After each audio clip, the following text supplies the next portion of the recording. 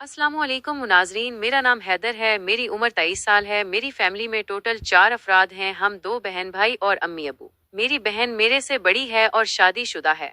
हमारी रिहाइश चिन्योट की है और चिन्योट शहर में ही मेरी बहन की शादी हुई थी। जहाँ पर मेरी बहन की शादी हुई थी वो जगह हमसे तकरीबन आधे घंटे के फासले पर थी और मैं बाइक पर अपनी बहन के पास पहुंच जाता था। मेरी बहन का नाम रक्साना है। रक्साना बहन बहुत खूबसूरत थी और मेरी बहन रक्साना की उम्र 29 साल है। मेरी बहन रक्साना की जहां और बाहर के मुल्क जॉब करती हैं, तो मैं अक्सर अपनी बहन रक्साना के पास रहने के लिए चला जाता हूँ। क्योंकि मेरी बहन रक्साना बहुत मूड वाली थी और वो अक्सर मुझे फरमाइश कर देती थी कि हैदर भाई आप मुझे मिलने आ जाओ। मैं भी जल्दी जल्दी बाइक निकालता था और अपनी बहन रक्साना के पास पहुंच जाता था। मेरी बहन रक्साना मेरे लिए बहनी बनाती क्योंकि मुझे बहनी बहुत पसंद थी और मैं बहुत शौक से बहनी खाता था। मेरी बहन रक्साना किसी बहाने से ही मुझे अपने पास बुला लेती थी। मैं भी खुशी से उसके पास जाता। अम्मी अबू भी इस बात पर राजी थे। मेरी बहन रक्साना के पास उनके सास ससुर ही होते थे। मेरी बहनोई और उनका भाई वो दोनों बाहर के मुल्क थे और 2 साल बाद ही घर का चक्कर लगाते थे।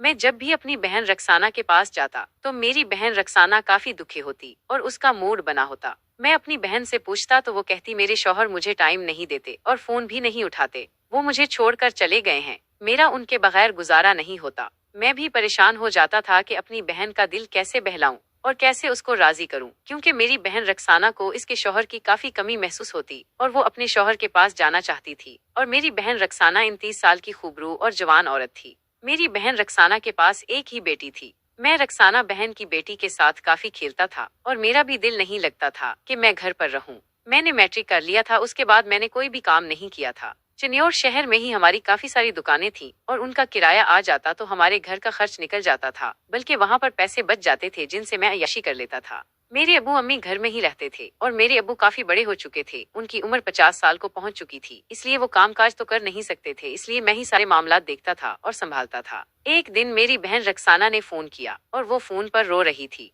न जाने उसके सास ससुर ने उसको क्या कहा था। मैंने जल्दी से बाइक निकाली थी और रक्साना बहन के घर पहुंच गया था। जब मैं वहां पर गया तो मुझे पता चला कि रक्साना बहन के सास ससुर काफी बीमार हैं और वो अस्पताल में हैं। मैं भी रक्साना बहन के पीछे अस्पताल चला गया था। मैं वहां पर गया तो रक्साना बहन के सास ससुर वहां पर ही थे। रक्साना बहन के सास ससुर काफी बीमार थे। उनकी सास भी अस्पताल में ही थी। मैंने उनका काफी ख्याल किया था। रात को मेरी बहन रक्साना के सास ससुर ने कहा था कि रक्साना तुम अपने भाई हैदर को साथ ले लो और घर चली जाओ, सुबह खाना लेकर आ जाना। मैं अपनी बहन रक्साना को घर ले आया था और इस रात हम दोनों बहन भाई घर में अकेले थे। तो मेरा मूड था आज रक्साना बहन को, और उसके साथ रक्साना बहन भी काफी खुश नजर आ रही थी क्योंकि मैं उसके पास आ गया था और उसके सास ससुर की तबीयत भी अब कुछ बेहतर थी। तो रक्साना बहन खुश हो गई थी और वो मेरे साथ में रक्साना बहन की बैटरी में अपना चार्जर डालने लगा था और वो काफी खुश हो गई थी। मैंने रक्साना बहन को और उसकी बैटरी में चार्जर डालकर उसे राहत दी थी। रक्साना बहन को अब मेरी आदत हो गई थी। वो जब भी मेरा दिल करता मैं रक्साना बहन के पास पहुंच जाता और उसके साथ रक्साना बहन भी मेरा काफी ख्याल रखती और उसे जब भी इस चीज की कमी होती तो वो मुझे बुला लेती थी और वो कमी पूरी कर लेती थी।